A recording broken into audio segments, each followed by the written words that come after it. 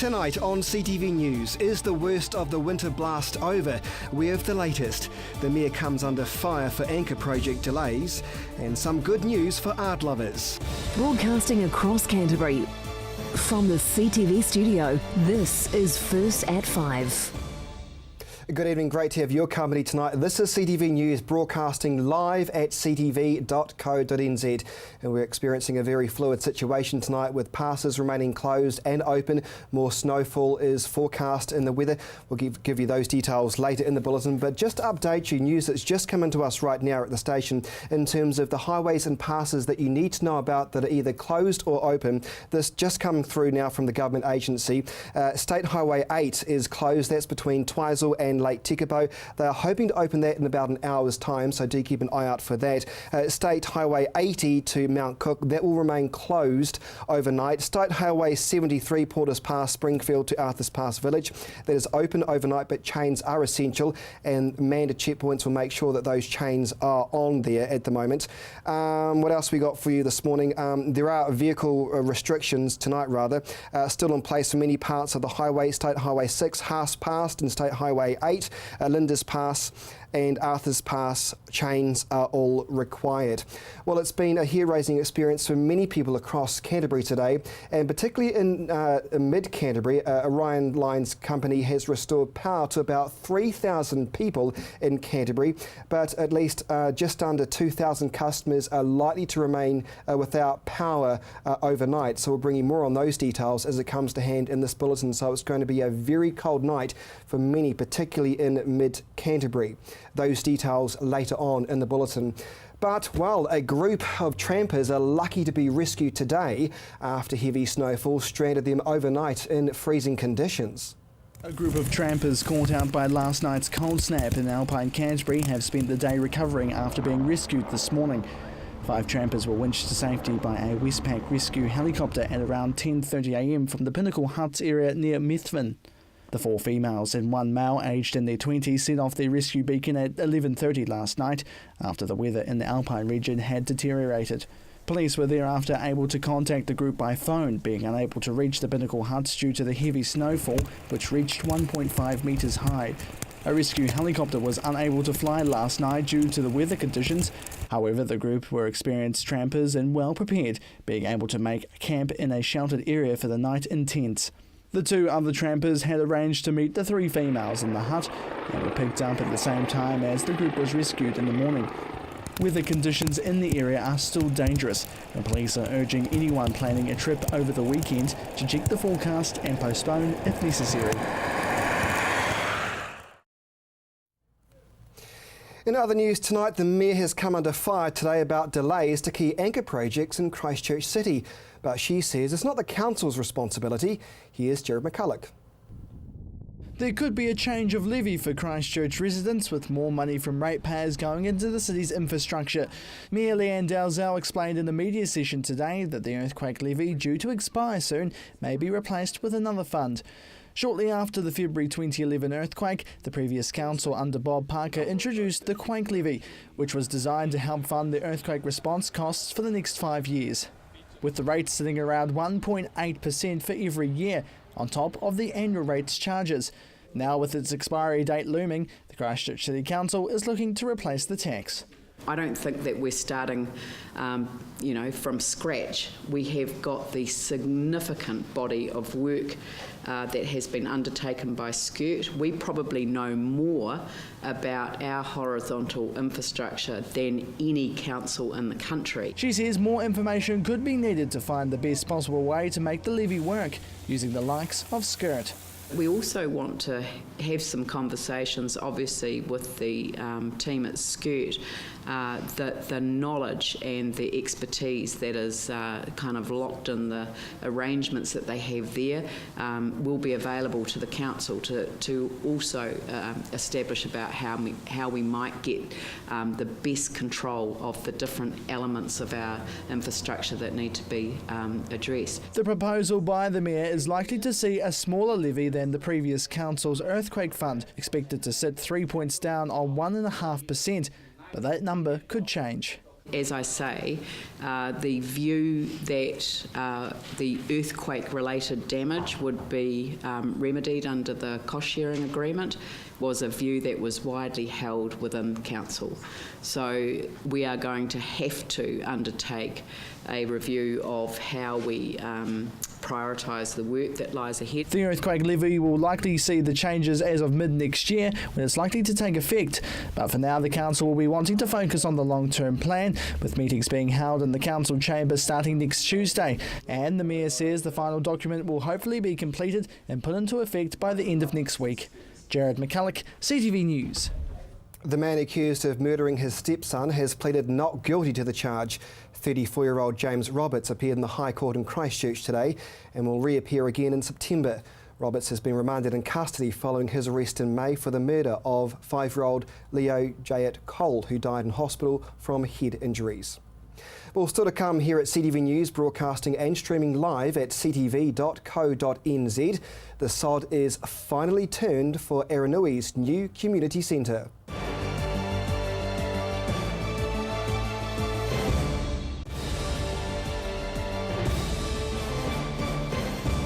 Welcome back to CTV News, streaming live at ctv.co.nz.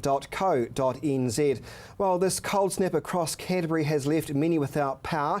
It's stranded travellers and closed schools. Electricity is still out for thousands across the region, and there might be more to come before the weekend's out. Here's Jared McCulloch. The aftermath of last night's dramatic snow blasts has caused havoc for many parts of inland Canterbury as the low-pressure system heads further north. The southern areas of the region have been hit the hardest, with schools closed and residents staying indoors. And in Geraldine, Civil Defence has been working in the area, and Kerry Stevens says it's now down to the clean-up. Out Woodbury Way, it's about 20 to 30 centimetres, and there's power lines down out there, so there's a number of households and farms that are not got power at the moment. Well, the main thing is going to be restoring power and opening up roads. Those will be the two main tasks. But he says plans are well and truly in place to get services back up and running. I'm aware of, in our general area, 4 graders, a snowplough and an ice gritting truck that are all working, and there may well be more machinery than that out there now. So, yeah, it's a question of finding out where the worst areas are and then targeting those. He says power should be restored in the next hour or so, and it's a similar situation in the Fairlie district as well, with power due to be out for many places tonight. Further inland, it's both good and bad news for the ski fields. The road heading up to Mount Hutt and Fields are closed. They've also been dealing with conducting controlled avalanches, with helicopters working throughout the day, with the field due to open tomorrow.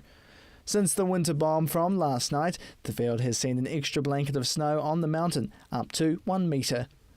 Many roads throughout the South Island have been closed as well, with the New Zealand Transport Agency confirming road closures in both the West Coast and Otago, but there were a number of highway closures in parts of Canterbury, many of them in South. Both state highways between Pleasant Point and Fairlie are closed, with up to a metre's worth of snow affecting the drive through the stretch. That was also the same for the road between Fairlie and Linda's Pass. Arthur's Pass between Springfield and Altara on State Highway 73 is closed, as well as State Highway 80, which heads to Mount Cook, and also along the same route between Geraldine and Fairlie, shut off until further notice. The snow has stopped falling in Geraldine, but Kerry Stevens says people need to be cautious on the roads. The next 10 days of weather forecasts of very cold temperatures going down to sort of -5, -6, and so there's going to be a lot of ice around, and so I'd be warning people, particularly in shady areas, to be very careful on the roads. But it's not over yet. Weather forecasters are eyeing up another brief wintry blast for Sunday night through to early Monday morning, but for now many places will be focused on getting the power back up and running and roads open. Jared McCulloch, CTV News. And reporter Jared McCulloch will return later in this bulletin to update you on that second wintry blast heading our way.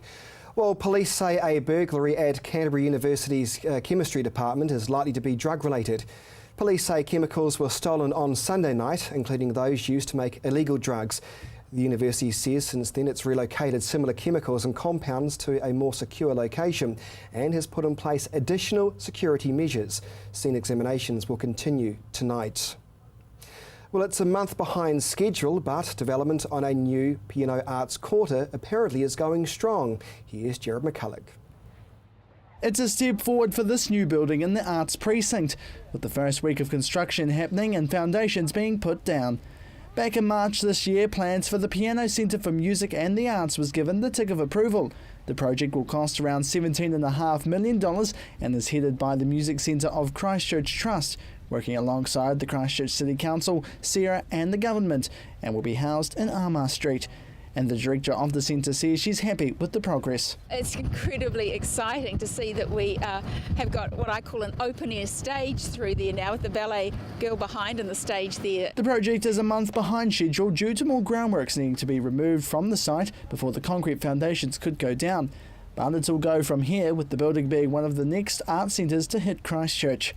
It's one of the first new buildings in the area to take shape, neighbouring the recently restored Isaac Theatre Royal, and it's only a short block away from the soon-to-be fixed-up Christchurch Town Hall. I mean, to be part of this wider performing arts precinct with the Town Hall just across the road, and now starting this week or next week, I mean, that's wonderful that we can work in with them and them with us. It'll take 13 months to construct the three-storey building, which will be a multi-purpose facility for the arts scene here in the city.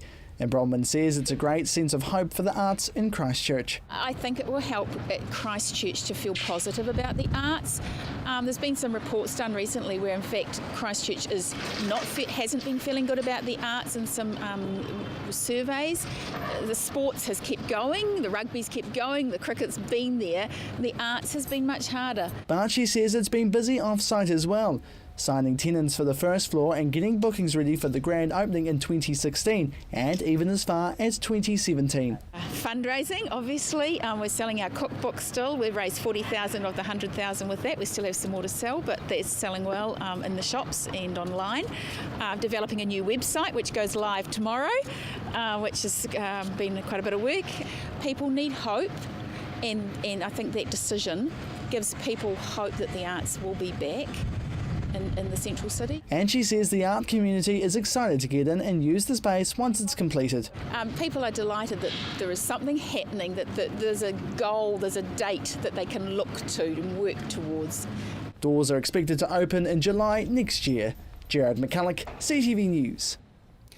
It was hit hard by the earthquakes, but construction on Aranui's $6 million new community hub starts on Monday. But what exactly does this mean for the local community? Chelsea Daniels reports. Work is well underway on the new Aranui Youth and Community Facility, Christchurch City Council's first new community centre to be built from scratch since the earthquakes. Mayor Leanne Dalzell attended the sod turning ceremony today and is super excited for her former electorate. I think it's pretty special. So this is the combination of two community centres that were lost from this area. So there was the Aranui Community Hall and the Aranui Wainoni Family Centre here, and the finances from both of them have come together onto the one site for a much bigger facility. Construction will approximately take a year to complete and will incorporate activity, meeting and office space. Dr Rod Carr says it's a big step forward for the eastern suburbs. We came down here 4 years ago after the earthquake, and there was a lot of anxiety and disappointed and frustrated people because they wanted to know when things were going to happen and what was going to get done. Well, today we turned the sod on a new community facility that will put a bit of heart back into the community in terms of a place and a space, but a community that has been pretty adversely affected. The Lions Rotary Club has played a huge part in the project, working alongside the council for almost 3.5 years. We went into a partnership arrangement with the council to do one of our other facilities, so we had a working relationship, and in this one we've made a grant of 450,000 New Zealand dollars to the realisation of this. The project has sought the community's partnership every step of the way. In the early stages of the design, in terms of the artwork, I was asked to participate and give some ideas. There's nothing for anybody to do around here, so they'll have access to do quite a few things under shelter. It'd be great. The project received generous donations from Lions International and the Canterbury Earthquake Appeal, including a special contribution from an anonymous donor.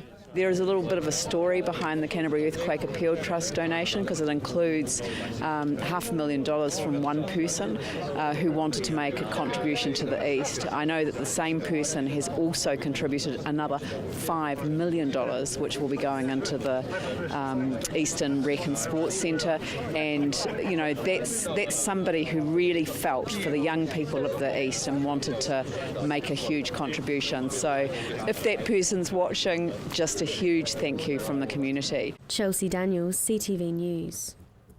Great stuff, and still to come here on CTV News, streaming live at ctv.co.nz, your local sports and of course the all-important regional weather forecast.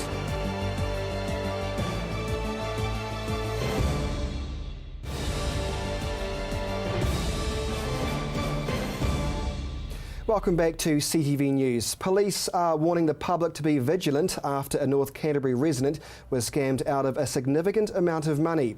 The victim was contacted on their telephone by the caller posing as a telecommunications company worker. The scammer told the victim they had a virus on their computer and if it wasn't removed, the internet service would be disconnected. Now, police say the victim was instructed to send $20 to an overseas bank account for antivirus software, but the scammers still stole more money than that. And now here's Gordon with a preview of the weekend's local sport.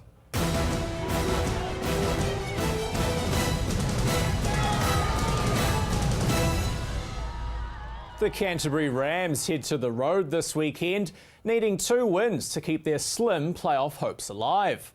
The team's first test comes tonight when they take on the winless Taranaki Mountaineers in New Plymouth. The team then head to Hawke's Bay to take on the Hawks on Sunday. While the chance of the Rams making the playoffs is very slim, with the side needing Auckland to lose their last 2 games of the competition next weekend, they will fight to the last hurdle. The team has more than a realistic chance of grabbing wins in both games this weekend and will be looking to pile on the points should 4th spot be decided by points differential. To netball now, and the Tactics have made arguably their most crucial piece of recruitment ahead of next year with the re-signing of Malawi international Maui Kumwenda. The goal shooter shot at an impressive 91% in this year's Trans-Tasman competition, second only to Catherine Latu. The franchise has also announced the re-signing of Silver Fern trialist Gemma Hazeldine, along with Nicola Mackle and Olivia Coughlin. Well, the race for the Hawkins Trophy continues tomorrow, with the top 6 teams from this year's Hawkins Cup playing their second round of the trophy competition. The Battle of the Universities takes place in Lincoln, with University taking on Hawkins Cup winners Lincoln University. Sydenham will look to bounce back from a hiding at the hands of New Brighton last weekend when they host Marist Albion, while Christchurch are at home to New Brighton. And finally tonight, this weekend's feature match in the UC Cup is a biggie. Burnside will look to show how far they've come as a rugby school when they host defending champs Christchurch Boys High. Tomorrow's match kicks off at 2:45. If the weather doesn't tickle your fancy, we've got you covered with coverage of the match, screening right here on CTV this Sunday at 12:30. You're up to date with the latest in local sport. I'm Gordon Findlater for CTV Sport.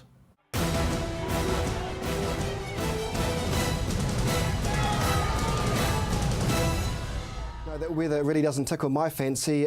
Jared is standing by. He's got the latest forecast just moments away. An aquatic centre in Rangiora is closed for at least a week while staff try to find the cause of a skylight that shattered, sending glass into the pool below. Investigations are continuing into the mystery breakage of a skylight at Rangiora's Dudley Park Aquatic Centre. The double-glazed skylight was smashed sometime on Wednesday night, shattering the inner pane and sending shards down into the pool below. The pool has been closed until at least next Friday, with the pool being emptied as staff clean out any glass from the drain channels and underground tanks. Investigations into the breakage and if the smash was caused by structural movement from the building are continuing. The Waimakariri District Council will notify the public next week when the pool is due to open. And a reminder of the day's top story, thousands of people across Canterbury are facing a chilly night ahead without power. Almost 5,000 properties were cut off after heavy snow and rain brought down trees and power lines. While Orion initially hoped to have everyone restored by tonight, they're now saying isolated towns and snow have hampered its progress. Up to 1,500 people will still be without power tonight. Orion says the main issue is access. And what we do understand though is they're hoping that a number will in fact decrease in the next couple of hours. And go to my Facebook page, facebook.com/LynchInNZ for more information. What we do know though is if you do have any information or if you want to know information on Orion, what you do need to do is give Orion a call on 0800 363 9898. That's 0800 363 9898.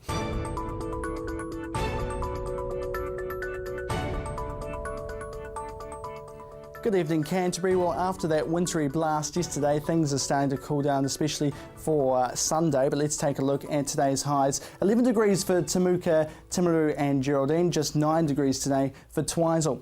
As we go into mid-Canterbury now, 10 degrees was shared by Ashburton and Christchurch, 11 degrees for everywhere else and some cloudy skies throughout the day. As we go to North Canterbury, there'll be much of a similar picture there as well.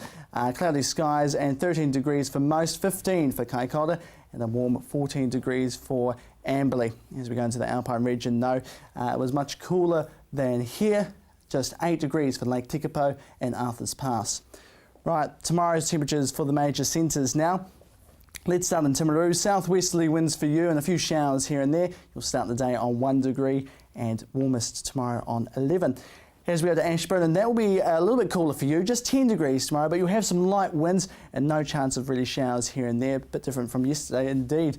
If we take a look at Christchurch now, a few showers here and there with southwesterly winds and a high of 10. And in North Canterbury, Kaikoura, 12 degrees for you and some cloudy skies here and there, but those southwesterly winds will still be hanging around. Right, let's check out the rest of the region now, starting in South Canterbury. Mostly 2s to start off the days here, except for -2 there in Twizel, very cold indeed, southwesterly winds. Similar picture here as well, southwesterly winds for everyone here and a few showers. Darfield may get a few here and there, but mainly cloudy skies. But we take a look into North Canterbury for tomorrow.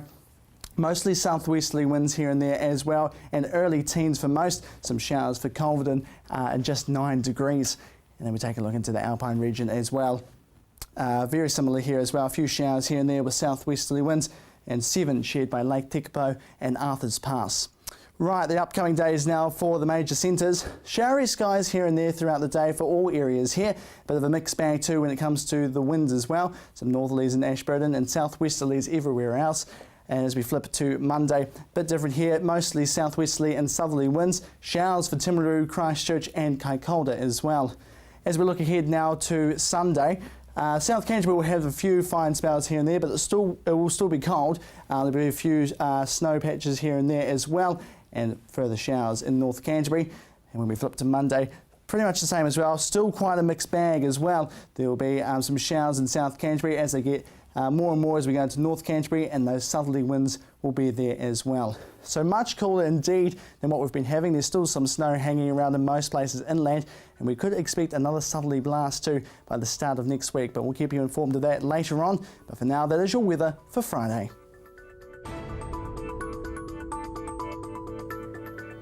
Thanks, Jared. Well, that wintry blast is not over yet. There's still plenty more to come, as you heard from Jared, but we do hope everybody will be staying safe and warm. Just an update for you, around 300 households now, this is in addition to the 1,500, will be without power in North Canterbury tonight. Very chilly there.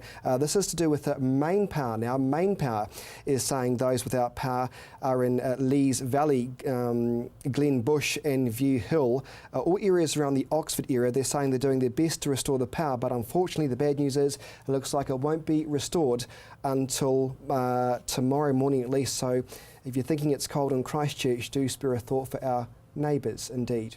Have a look at some of these pretty pictures we now got for you to leave the bulletin tonight.